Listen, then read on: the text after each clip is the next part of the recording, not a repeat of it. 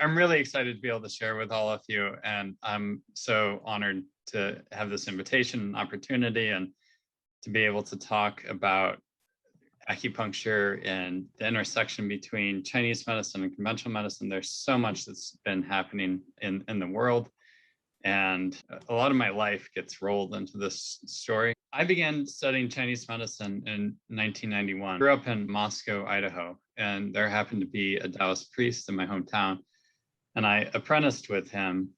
I went to China with him to meet his teacher and to study a form of Qigong there. My mother is an acupuncturist, Karen Young. She's a past president of the Idaho Acupuncture Association. I attended school at the American Institute of Alternative Medicine in Columbus, Ohio. It's a great school. And I teach classes on a number of different things, including advocacy within the acupuncture and insurance world, insurance billing, acupressure, traditional forms of diagnosis, and specialized types of acupuncture, including Korean hand therapy and classical acupuncture. There are so many styles of acupuncture, and I've dabbled in a number of them. It's kind of like cooking. It's been around for thousands of years. Different parts of the world have taken it and developed it in different ways. So there's all these approaches that you can take, and it's fun to be able to learn and continue learning. And one of my teachers actually told me, you should not say you're a master of Chinese medicine until you're at least 80. You can learn a lot, you can be very good, but you won't have enough life experience. And so it's nice to be in a field where there's some room for growth, and I'm enjoying that. So some of my background, I've done a lot of legislative work here in Ohio. This was from a fundraiser that we did actually for our sponsor when we were getting herbal licensure. And that is actually a cake. It's a Chinese lion. It's a cake. And those are cake suckers that someone made for this fundraiser. Pretty incredible piece of art there. And so this was back when I was first president of the state association, and we were working on getting herbal licensure in the state. I testified at that time to the Ohio Senate and House health committees. I have also worked with Medicaid in Ohio to get insurance coverage. We were the 6th state in the US, and since then, I think close to 20 states have now started covering acupuncture through their Medicaid programs. Medicare is covering it. It's really, the whole marketplace for insurance has changed pretty dramatically, and it's wonderful that Ohio has been part of that. I also serve on the Ohio Medical Board Oriental Medicine Advisory Committee. I grew up in Idaho, so this is a picture from my dad's back porch. I grew up on the mountains. Not many people knew what acupuncture was when I was a kid. And when they started figuring out what it was kind of a joke. It has come a long way since then. I share this because I'm going to talk a little about Chinese medicine theory and how I think about Chinese medicine, and it's easier if you kind of can see some of where I come from. So this is looking toward the Bitterroot Mountains, which are part of the Rocky Mountains. And Idaho also has rivers. At one point in my life ambition was to be a river guide. So I think a lot about flow and working with people, how their energy flows, how their bodies move, what pieces allow them to function. And with acupuncture, everything that allows us to heal comes from within. So what opportunities are there within the system for each individual to help them find health and balance and flow? So this is one of the rivers in Idaho that I love. This is the Salmon. And also as a kid, I studied Qigong. So this is my mom and my teacher, Sherke Liu. And this is the first workshop that I did with him.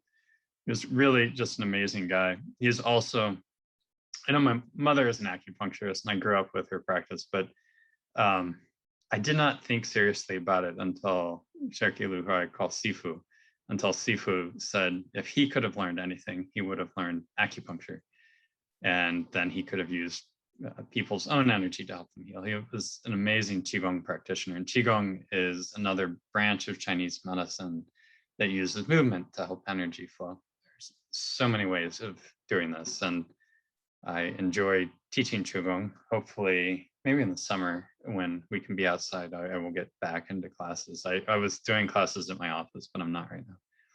If you don't already know me, this is the space that I work out of. And I have worked in other places too. When I first started practicing, I worked for a physician. I've worked in chiropractic offices. I was a massage therapist for a little while. I worked for a hospital for a number of years. So I've had kind of a varied background. Now I'm just in private practice. But I really do think that people benefit from integrative and kind of multimodal forms of care. So I often refer to other practitioners and other people refer to me, and we're all trying to help people heal. So whatever works the best, I'm a fan. So in this talk, I'm going to kind of go through some terms so you can understand a little bit of the kind of what the concepts are. And then we'll get into Chinese medicine theory, a little bit of conventional medicine, and the evidence for acupuncture within the conventional medical framework. We'll discuss trends in research and best practices. So acupuncture, this is a really simple definition. It's the insertion of needles to promote healing. There are so many forms of acupuncture. And so if I was to say, well, it's this mechanism of insertion, or that it has to be framed within Chinese medicine or conventional medicine, or that you have to think about it in terms of inflammation or nerve function or energy flow, it's all of that, really. It's about helping the body engage and heal. If you don't use needles, so if you do it with your hands like we'll do, then it would be acupressure. So you're stimulating. You can stimulate points with your hands, or often when I'm doing the Korean hand therapy system, I use pellets on the hand. So there are so many ways to do this, as long as we can help people. That's the goal. Conventional medicine, I consider conventional medicine to be the current practice of allopathic care. So it's what's practiced at hospitals or by physicians. It should be informed by evidence-based practices and tends to emphasize the physical aspects of the body. So doctors do lab work, they do imaging, they can prescribe things, they can do operations. None of that is within the realm of acupuncture per se, although I do consider some of that when I'm doing a treatment, but I certainly wouldn't prescribe anything, and I do not do any form of, not a surgeon. And it's worth emphasizing that it should be informed by evidence. There's a lot of room for growth within conventional medical practices. And one of the rooms for growth is looking at what is the best evidence for a specific condition. What's the safest way you can treat someone? What's the most effective course of care? And from a public health standpoint, what are the costs of that care? So if you're looking at acupuncture as a mode, how safe, how effective, how much does it cost? Those are the questions that I'm often getting asked when I'm talking to Department of Medicaid or insurance companies when they're looking at coverage. There's a lot of room for growth here. And 2013, the third leading cause of death in the US was iatrogenic harm. Yeah, medical error is the third most common death in 2013, with almost 250,000 deaths. I worked for a while with an addiction recovery clinic. Almost everyone that I worked with became addicted because of opiate use and abuse. I'm not against opiates. There's a time and a place for them. People need to know the risks, and it seems like society is shifting, although unfortunately opiate deaths are rising. There's been over 700 in Cuyahoga County, I think just this year. And the number of deaths in the US it's continuing to rise. We've known about this problem for a while, which is really kind of frustrating and hard. And I've lost some patients that I've worked with early on with Medicaid. Acupuncture wasn't covered. And so I could get people through the addiction recovery program. We get people through, and then they'd have pain. They might end up taking something again and relapse. And I had several people overdose. And it's really hard, and their families often too. So the stress that that addiction puts on not just the individual, but their family and their community. And there's many things that we could be doing better. And hopefully integrative care will allow us to provide more resources for patients in more efficient ways. It's kind of important because we're looking at how are these two systems merging. So Chinese medicine, it's the breadth really of East Asian medicine. Now, I use the term Chinese because the medicine originated in China, but it spread through the diaspora into the Korean Peninsula and then out to Japan. And it's pretty fascinating. You can look at older Chinese styles and see similarities between them and the kind of current form of Japanese, that just because of how it moved and traveled. And there's some really interesting transformations and differences because of geographic regions in terms of how Chinese medicine is practiced.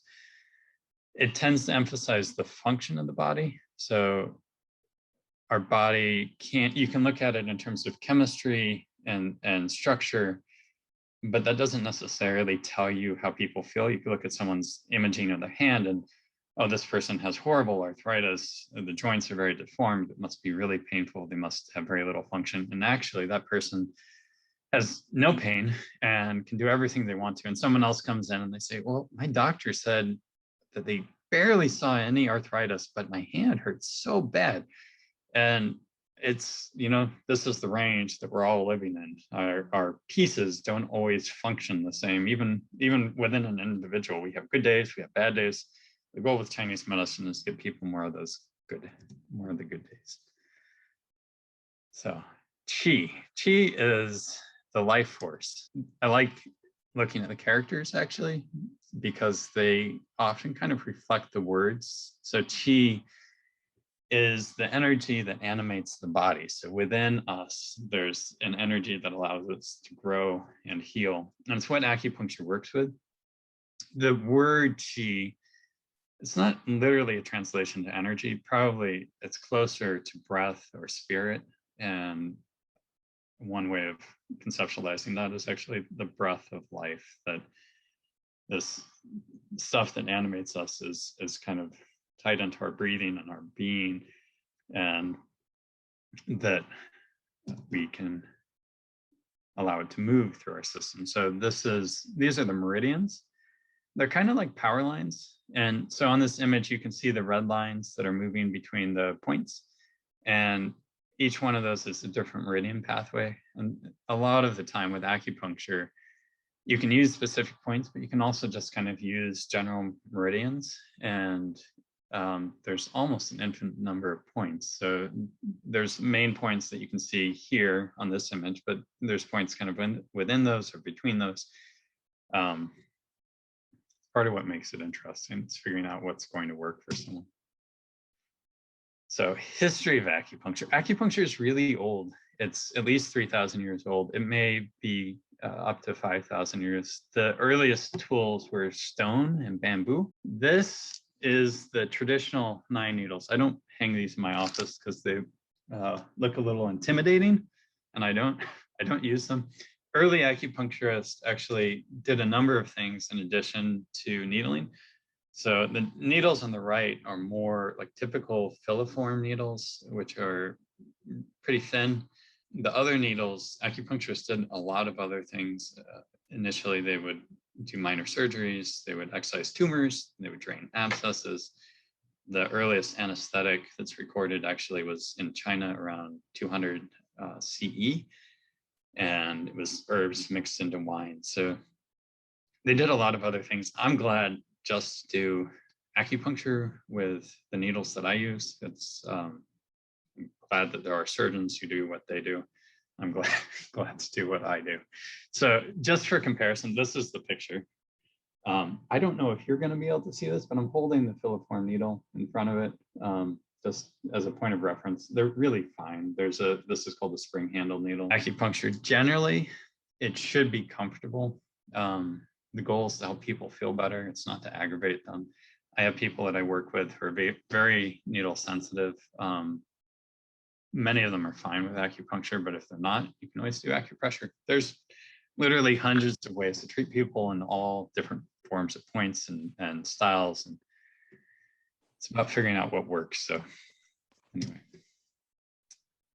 so these are the filiform needles, and it has grown dramatically in the US.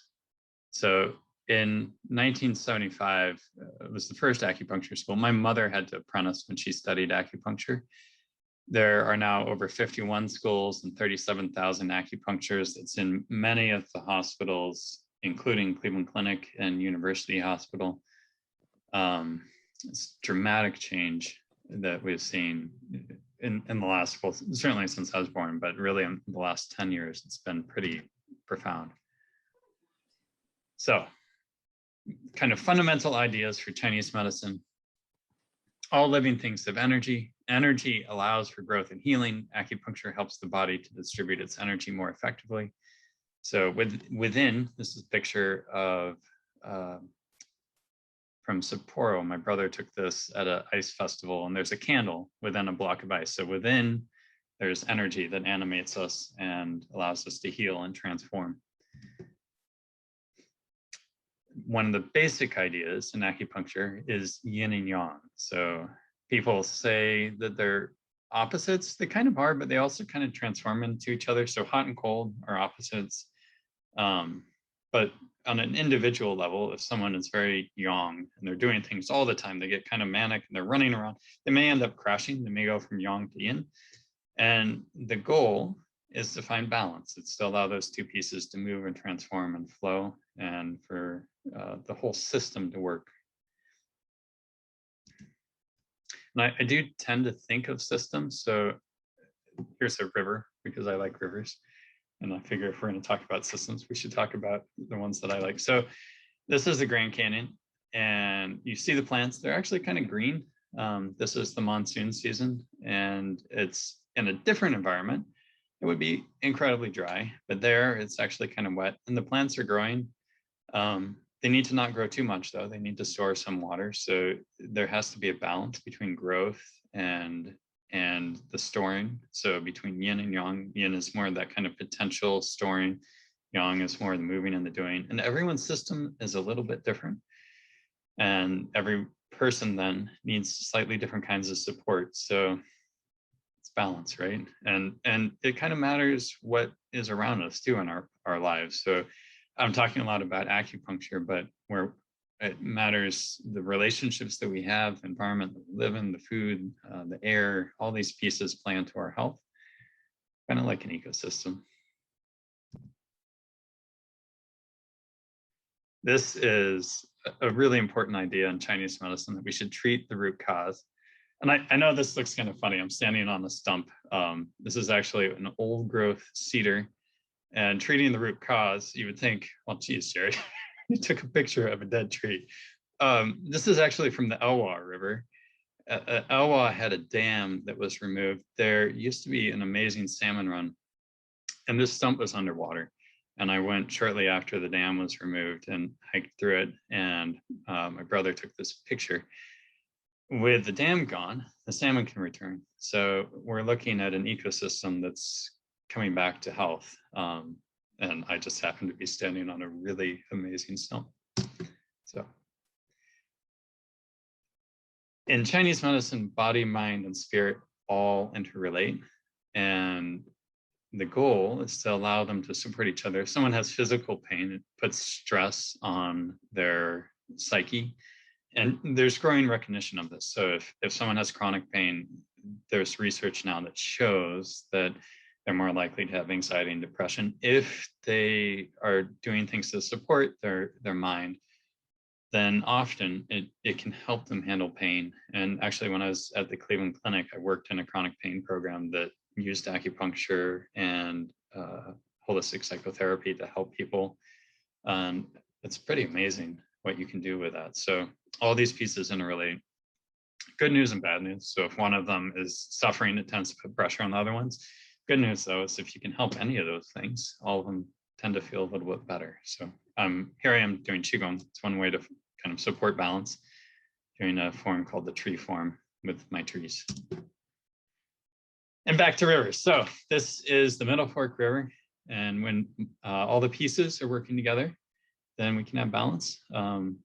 This is a healthy ecosystem. Water's flowing, trees are happy, grass is green. And when all the pieces are good, you can have more fun. All right, so from a conventional medical perspective, there's a lot of mechanisms for acupuncture. There are markers for the acupuncture points that you can use. You can look at electrical gradients in the skin and actually find the meridians and find the points. There's whole diagnostic systems that are built around that. It does affect the brain, so it releases dopamine, which is a natural opiate.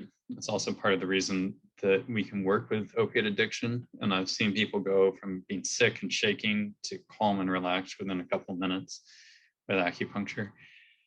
Dopamine is also a natural painkiller, so it can help reduce pain from the central nervous system, but it also affects the peripheral nervous system, so it can decrease sensitivity to the nerves to pain. But neuropathy actually increases sensitivity. It reduces inflammation. You can do lab work before treatment and look at inflammatory markers in the blood, do it again after and see that they go down. There's a lot of different effects in the body. It changes gut motility, it can open the bronchioles, it helps blood move. It helps the body work better. So if there's something that the body doesn't have, it's not something I can help with. So if someone is diabetic, insulin dependent, they should be taking insulin. I have had some people who are diabetic who become more sensitive to their insulin and need to take less. So it affects the body, but I can't give it something it doesn't have. So 20 years ago, acupuncture research, and I've had this conversation over and over again. This is what the research was 20 years ago. Nothing.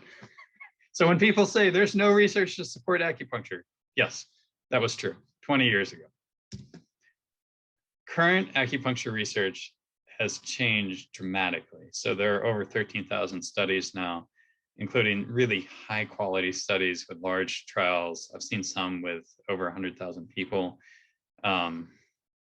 There's meta-analysis, there's systemic reviews, there's a lot of really good quality research that shows efficacy for everything from pain, cancer support, pregnancy, stroke rehab, mood, so anxiety, depression, sleep, inflammation. There's so much more research now. The research in acupuncture is actually growing at twice the rate of conventional medicine. It's pretty astounding. So some specific examples, acupuncture is used a lot for many different kinds of pain. A lot of the insurance coverage that we have is for pain. It's still not that common to have insurance coverage. There should be more, but a lot of what we have is for pain. One of the big things that came with Medicaid recently is they decided to start covering nausea with chemo. So getting into some non-pain diagnoses, but a lot of it is pain. Osteoarthritis, the knee, people have less pain. They also tend to move a little better. Range of motion improves. And they say short-term effect lasting at least 26 weeks. So the degeneration of the joint you can't fix. But if you get the stuff around it working better, you get the blood flowing, you get the back and the other joints around it to be stable and strong, then the knee often feels better.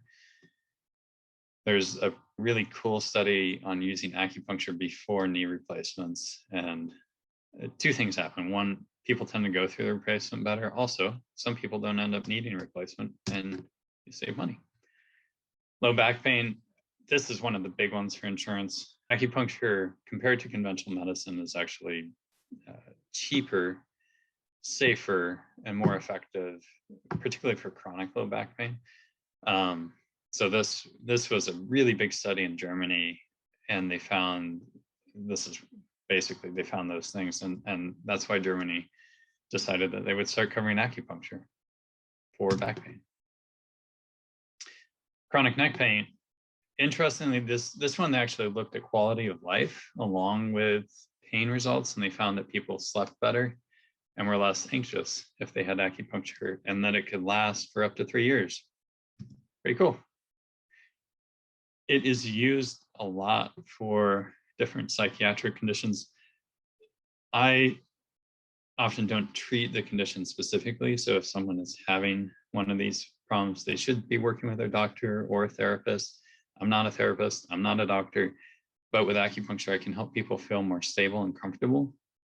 It engages the parasympathetic nervous system, which ties into rest and relaxation. And it's used, military is using it for people with PTSD. You can treat depression, you can treat anxiety. When people's bodies are feeling better, their mind feels better. When their mind's feeling better, body feels better. There's not a lot of risk with acupuncture. It's one of the great things about it. Sometimes people get bruises. It's pretty rare to have something negative that happens. It's actually a lot more likely to have something positive that happens with treatment. If they have a pacemaker, if they have lymphedema is like swelling. So if someone had breast cancer and they had lymph nodes removed and their arms swollen, generally you don't needle that area. The needles are all single-use, sterile, disposable, so it's really pretty safe, but just standard precaution. You wouldn't get a shot, you wouldn't do a blood draw. There's really no reason to do acupuncture there.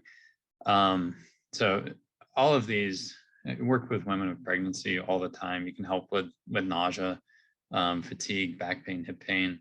Coumadin, blood thinners, people are slightly more likely to bruise, but not necessarily. So these are just things to be kind of mindful of if you're treating someone, and you should adjust the treatment. You should really kind of, what I like about acupuncture is everyone's different. You should treat them all differently.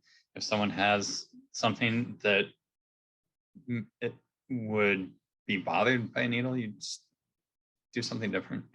You know, it's part of what I like about acupuncture is that you can do it differently, and you should do it differently. People are different. So secondary benefits from acupuncture, it tends to, so a lot of medications have side effects. Acupuncture actually often has side benefits. So people may have more energy, they may sleep better, their digestive system can improve, less stress, better quality of life. This is a really cool thing that unfortunately kind of came out of the opiate epidemic, but the military realized they were having issues with opiate use and abuse. And so this was 2010. Unfortunately, it didn't catch on in the general population, but 2010, they realized that there was a problem. And the Army Surgeon General said, we need to start offering alternative modes of pain care. So I think complementary was the word, but that included actually assessing the hospitals to see what they were offering other than opiates to people with pain. Pretty profound. The VA said, and we should start doing more research, because at that time there really wasn't a lot of research. And so they did this study, and they looked at all the articles that were out there on acupuncture and put them together. And this is a really cool graph. So it looks at the size of the study, the evidence of the efficacy, and they developed a confidence level for these different issues. So you can actually look in here and see, so back pain score is pretty high, headaches, chronic pain, painful periods, rheumatoid arthritis, shoulder pain, cancer pain. It's a nice graph, and it kind of lays it out in a way that would be functional for the doctors. And out of this, they started saying, well, we should start recommending acupuncture to veterans. They didn't have a lot of veterans at the hospitals, a lot of acupuncturists at the hospitals. So they came up with a community care program. And so providers in the community could offer care to veterans. And I'm proud to be one of those. So it's great to be able to support our troops and help care for them. Actually went and talked to the VA here in Cleveland twice about acupuncture. It's been pretty amazing to see the growth, and now they actually employ an acupuncturist and refer a lot more people out for acupuncture care. So it's really grown. 2014, 4 years later, 2018, this is from a really large systemic review similar to what the VA did. And you can see the difference in terms of the number of studies that have moved into that really high level of confidence just within 4 years. Now there's back pain, there's osteoarthritis, knee, chronic pain, headaches, nausea with chemo, migraines, allergic rhinitis, post-operative pain, post-operative nausea. So just within 4 years, there's been pretty big growth in terms of the quality of the research and the number of things that have really good evidence. And this is part of the reason that we were able to expand Medicaid coverage here in Ohio. I went back to them with this and said, look, not only are more things effective, but now there was more literature about cost savings and benefits. And you look at post-operative pain, 10% or more of the people who go in for something like a knee operation and get opiates end up being addicted. So if you can reduce that, that's a really big improvement in quality of care. Also, they found that adding acupuncture into the kind of post-op setting gets people out of the hospital faster.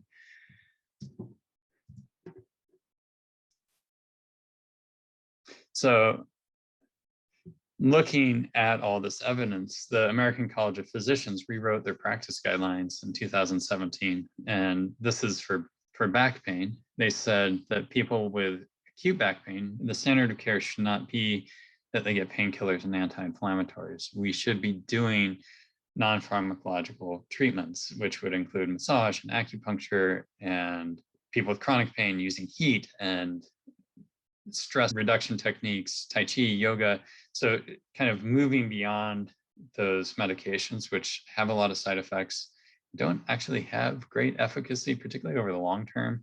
Opiates, a year out with opiates, people are more likely to actually have more pain than if they weren't on them in the first place. So it's not a good long-term strategy.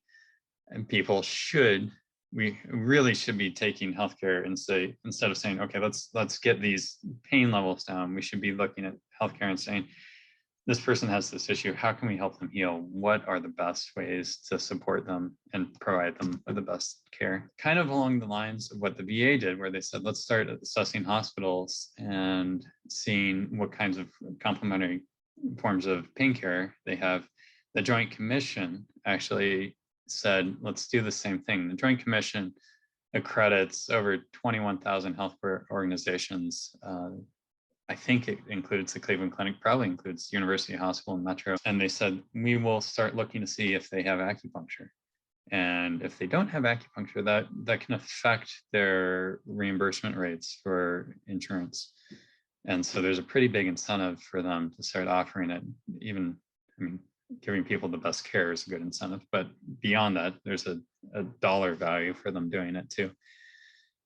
And I've definitely seen the number of acupuncturists who are employed in hospitals grow with this. So it's changing. So now with Medicaid programs, there's over 20 states that cover acupuncture. Medicaid tends to be lower income, and it's state specific. Medicare is national. It tends to be for people over 65 or kind of, I've worked with people who are on disability who have Medicare, but it covers acupuncture. It excludes acupuncturists. Go figure that out.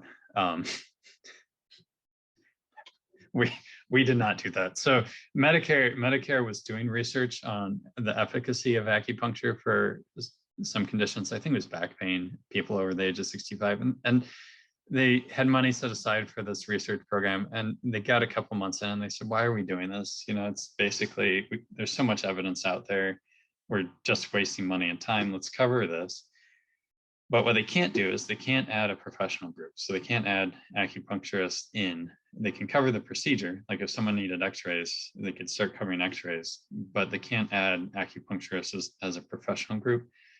We're working on this now nationally through the American Society of Acupuncturists, which I'm a member of, but we're working on this. It's probably a couple of years out, but there's a bill that's been introduced. There is definitely an increase in movement towards insurance coverage. And part of that is just dollars and cents. Like if you can save money and provide better quality of care, safer, why aren't you doing it? And there are some companies in Ohio, makes no sense. Their Medicaid plan covers it. Some of them, even their Medicaid plan added diagnoses, but then the private sector plan hasn't, but I'm seeing more that are starting to. One of the real values here is reduction of cost. People tend to use the ER less, they tend to use fewer opiates, but dollars and cents, particularly with people with more complex issues, There's a real financial value for having acupuncture coverage. It's over $1,420 cheaper, just on average. There's some really kind of crazy things like chest pain, angina pectoris. If it's not cardiac, people can save $50,000.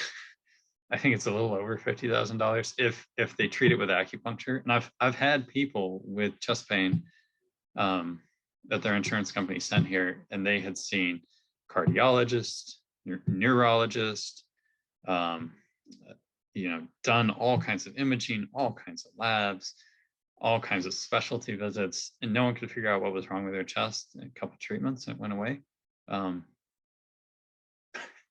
So, sometimes it's great just to be. They should rule all that out. I'm not questioning that, but it's great to just be able to help people with pain. Acupuncture is evolving, and the fact that it's being practiced more in a conventional medical setting is actually driving some of that change. This is one of my friends who I used to work with at the Cleveland Clinic, developed a whole pulse diagnosis system based on ECG readings. So I was saying that acupuncture is more about the function of the body, conventional medicine is more about the structure of the body. Echocardiograms are really kind of a reflection of what the body is doing. And we have a whole pulse diagnosis system that is in Chinese medicine used to see how the pieces are working and the balance of those. This is used in conventional medicine, and you can actually kind of lay the two into each other. There's also neurological biomechanical forms of acupuncture that use really kind of the structure of the body. So looking at muscle structure, nerve structure, even brain structures. One of them is really reflective of the underlying structures of the brain. And it's pretty amazing for stroke rehab how well that works. You can improve movement quality. You can help with pain. It's pretty amazing. So all these different kinds of acupuncture that are being developed right now. Veterinary acupuncture. I've heard of a lot more people who are doing this form of acupuncture. This is a very old form of acupuncture. The Chinese army, horses were incredibly valuable. If they got hurt, it was worth their time to take care of them. There's evidence that they did acupuncture on horses. As far as I can tell, they did acupuncture on pretty much everything. I've read stories about them doing it on plants. I have a friend who's a veterinarian who's done it with pigs, cats, dogs. People tell me, they say, "Oh, how do you know acupuncture works? Like it could just be in your head." And you explain that to a cat. The cat can lie still and enjoy acupuncture, and it gets up and its arthritis is better. I don't know. It works, as one of my teachers like to say when I ask too many questions. It works because it works. It does. So there's a lot more to Chinese medicine than acupuncture. I think this is astragalus, and it's curing right now. We're at a 600-year-old pharmacy, really cool place. They set it out in the sun to dry. Some fascinating stuff with Chinese herbal remedies. There is an anti-malarial art that was made from artemisinin and won a really big award. And in order to isolate enough of it to turn it into a medication, they were struggling. They went back at the text and realized they could potentiate it if they followed the process that was written down in these really old manuscripts. And so they went through and they had to boil it and fry it and do all those steps, and then they could get enough to isolate it and test it as a medication, and it became a really big anti-malarial drug. And right now, the FDA is actually doing, this is the first study that the FDA has done. It's a randomized double-blind placebo-controlled trial, which is really kind of the gold standard for scientific evidence. It is looking at a Chinese herbal formula for COVID-19. And this is pretty exciting because a lot of times when they look at Chinese herbs, they look at single herbs, and that's really not Chinese. We use single herbs sometimes, but a lot of it is they're used synergistically. So there's multiple herbs together. and it reduces side effects and improves the efficacy of the herbs to use them like that. It's really kind of outside the comfort zone for conventional medicine to do that. They tend to think really kind of singularly, we should use this or this or this, and not synergistically. I tend to think of medicine kind of synergistically, if you can't tell. Let's put all these different pieces together and do stuff. So this is really exciting to have this trial happening. It's opening the door for, so this is something that could be prescribed, this formula. It's opening the door for really kind of new realms of Chinese medicine. Acupuncture is kind of the tip of the iceberg in some ways. The foundation, because acupuncture, herbal medicine, the foundation of Chinese medicine is diet and lifestyle. And it's about health. So it would be wonderful to see us moving beyond treating diseases and towards health. And that's really, it's kind of a shift in our paradigm. We'd have to look at the world in a pretty different way, both as healthcare practitioners and consumers. But I think it's time. You know, you look at life expectancy, even before the pandemic in the US, life expectancy was going down. And you know, we have all of these resources here, but are we caring for ourselves? Are we caring for each other? And there are so many tools that we could be using. And hopefully it's something that we grow towards. And I think that's kind of what I'm talking about, is like, how are these systems of medicine growing? How hopefully is our society going to grow? It's out there. I think we're headed there. This is a lovely quote by W.H. Auden, that healing, it's not a science, it's the art of wooing nature. I think that's true. You know, you can do all the right treatments, you can provide all the right medications, but healing, really, it's about that qi, it's about the energy within being able to flow. Acupressure, you don't really have to know exactly where the points are. You don't have to know what they do. It's part of what I like about it. You can do it anywhere. You don't have to know all of them, but it should feel good. So the first one here, Du 20 Bai Hui, it's on the top of the head. And this, in the kind of neuro anatomical form of acupuncture, is interesting. This used to be used for foot drop before they knew what the brain structures were. This area of the scalp actually does tie into the feet. It also is used to support the low back, nourish the brain. So you can tap the top of the head here, and it lifts energy up, sharpens the mind. It's good if people feel kind of heavy and their back's kind of tired. This is a lovely point. Bladder 23, UB 23. It's on the low back. You can rub. If this hurts your shoulders, you don't do. But this is one of the wonderful points for longevity. It supports the kidneys, supports the low back. It seems like a quarter of the people that I see, if they have kind of chronic low back pain and they just rub their low back, and it's not a lot of pressure, I'm just kind of lightly rubbing, their back pain gets better. It's pretty amazing. Pericardium 6 on the forearm. If you have carpal tunnel, this is right over the median nerve. If you push too hard, your hand might go numb. That's not the goal. With acupuncture, you can use this point to treat carpal tunnel, but if it bothers you, you can just go up the forearm. So kind of between these two tendons, you just press into this. This is a lovely point for stress and anxiety. It also is used for abdominal discomfort, nausea. LI4 is one of the big ones that everyone seems to know. It's used a lot for headaches. Stomach 36 on the just below the knee here. It's a great point for fatigue, nausea. It's kind of like chicken soup. It's used a lot to support immune function, like during chemo. If white blood cell counts are going down, this is a great point actually. And spleen 6. It's on the inside of the ankle, just behind the bone, and you can press into that. It'll feel a little sore. Spleen 6 is a great point. It's used a lot for hot flashes.